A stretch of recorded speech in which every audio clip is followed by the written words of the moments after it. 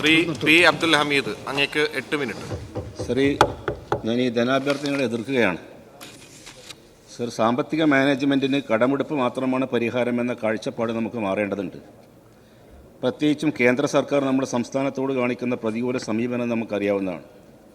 പുതിയ ആശയങ്ങളെക്കുറിച്ചും പുതിയ സാധ്യതകളെക്കുറിച്ചും പ്രതീക്ഷാ നിർഭരമായ ഒരു ആലോചനയും സർക്കാരിൻ്റെ ഭാഗത്തുണ്ടാകുന്നില്ല എന്നത് വളരെ ദൗർഭാഗ്യകരമാണ്. അതിപ്പോൾ അവതരിപ്പിച്ച ബജറ്റിലും തെളിഞ്ഞു കാണാം. നമ്മുടെ കേരളത്തിൻ്റെ വിഭവങ്ങളെ വിപണിയുടെ ആവശ്യത്തിനനുസരിച്ച് വളർത്താൻ സർക്കാർ നിർബന്ധമായി മുന്നോട്ട് വരണമെന്ന് ആമുഖമായി ഞാൻ പറയുകയാണ്. സർ, കേരളത്തിൻ്റെ സാമ്പത്തിക നില മെച്ചപ്പെടുകയാണെന്നാണ് ധനമന്ത്രി പറഞ്ഞത്. അതോടൊപ്പം മന്ത്രി മറ്റൊരു കാര്യം കൂടി സൂചിപ്പിക്കുകയുണ്ടായി.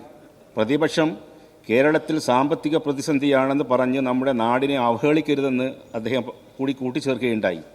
സർ, ഇന്നലെ ഈ മന്ത്രിസഭയിൽ ആരോഗ്യമന്ത്രി നമ്മുടെ ആശാ വർക്കർമാരുമായി അവരുടെ ഡിമാൻഡിനെ സംബന്ധിച്ച് ചർച്ച ചെയ്തിരുന്നു.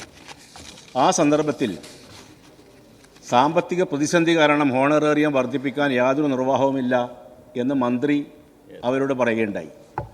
അപ്പോൾ സർ, ആര് പറയുന്നതാണ് ശരി? ആരാണ് നമ്മുടെ കേരളത്തിലെ ഉത്തരവാദപ്പെട്ട ഒരു മന്ത്രിയാണ് പറയുന്നത് സാമ്പത്തിക പ്രതിസന്ധി ഉണ്ടെന്ന് പറയുന്നു? നമ്മുടെ ധനമന്ത്രി മറ്റൊരു തരത്തിൽ പറയുന്നു.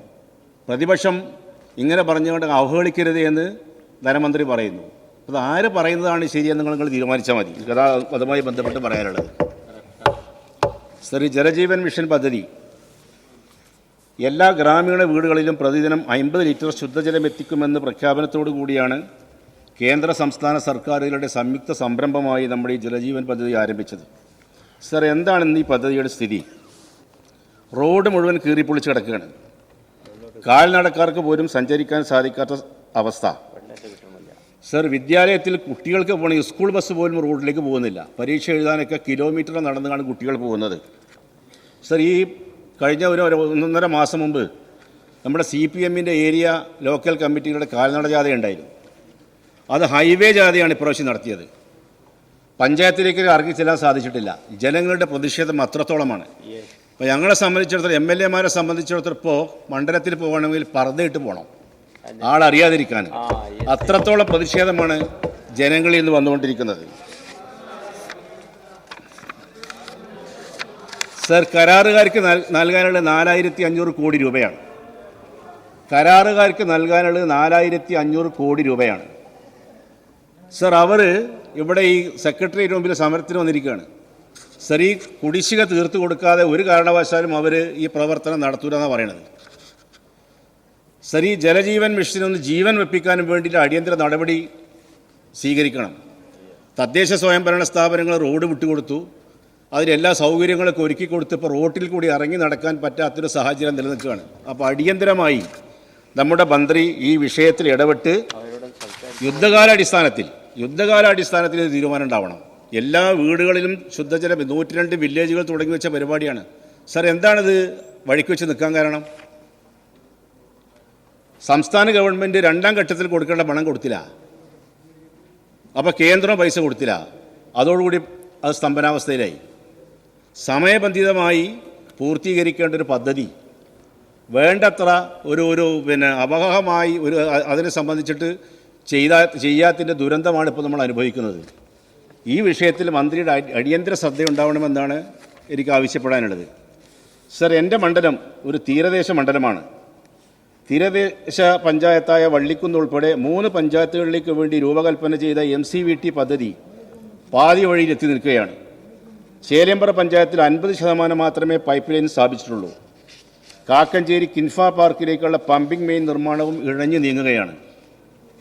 പള്ളിക്കൽ പഞ്ചായത്തിലെ ജലജീവൻ അവസാനഘട്ടം കരാറെടുത്ത കരാറുകാരന് പണിയെടുക്കാൻ പല വീടുകളിലും കണക്ഷൻ പോലും ലഭിച്ചിട്ടില്ല. പൂർത്തീകരിച്ച പലയിടങ്ങളിലും വെള്ളമെത്തുന്നില്ല.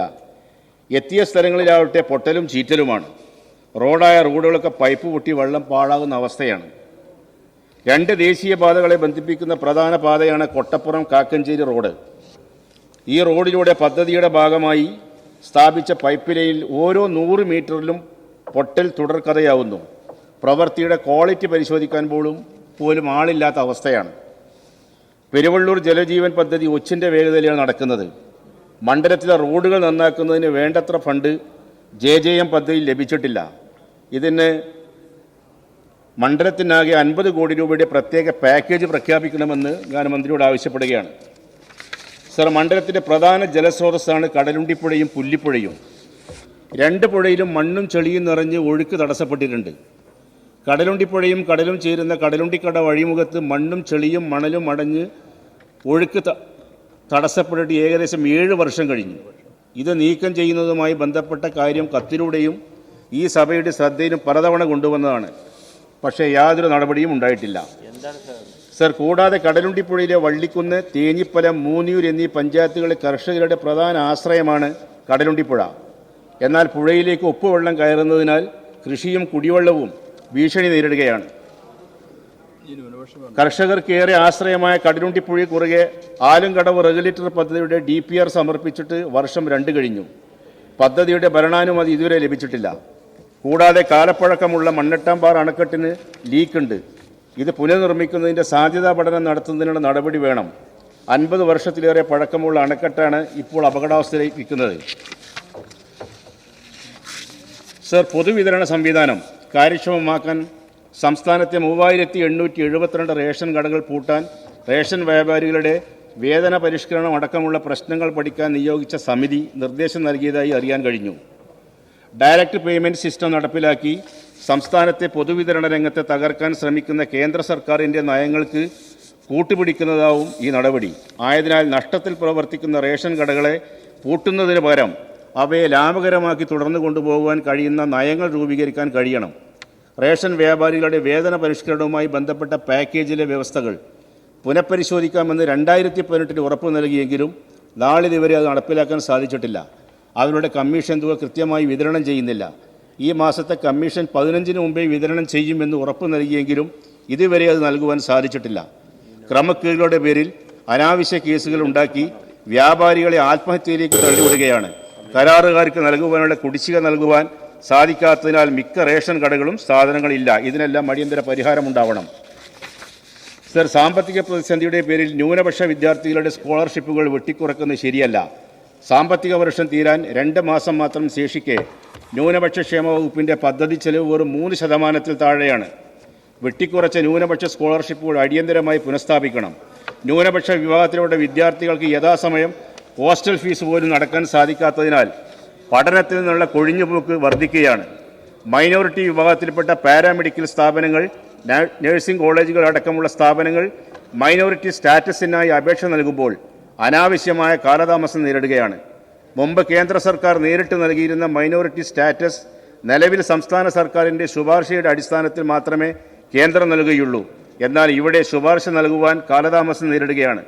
അതുപോലെ മൈനോറിറ്റി സ്ഥാപനങ്ങൾ സീറ്റ് വർധനവിനായി അപേക്ഷ നൽകുമ്പോൾ അതും അനുവദിക്കുന്നതിന് സർക്കാർ വിമുഖത കാണിക്കുകയാണ്. ഇതിന് പരിഹാരമുണ്ടാവണം.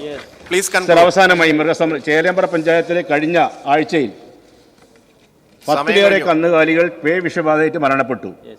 ചേലേമ്പ്രയിലും പരിസരത്തും കുറുനരി ശല്യവും വ്യാപകമാണ്. ഇത്തരത്തിൽ പേ വിഷബാധയേറ്റ് മരണപ്പെട്ട കന്നുകാലി കർഷകർക്ക് നഷ്ടപരിഹാരം നൽകണം. കൂടാതെ വന്യജീവി സംരക്ഷണ വകുപ്പ് മൃഗസംരക്ഷണ വകുപ്പുമായി സംയോജിച്ച് തെരുവ് നായ്ക്കളുടെയും കുറുനരികളുടെയും ശല്യത്തിന് ശാശ്വത പരിഹാരം കാണണമെന്നും കൂടി ഞാൻ അപേക്ഷിക്കുകയാണ്. ഒരിക്കൽ കൂടി എതിർത്ത് ഞാൻ അവസാനിപ്പിക്കും.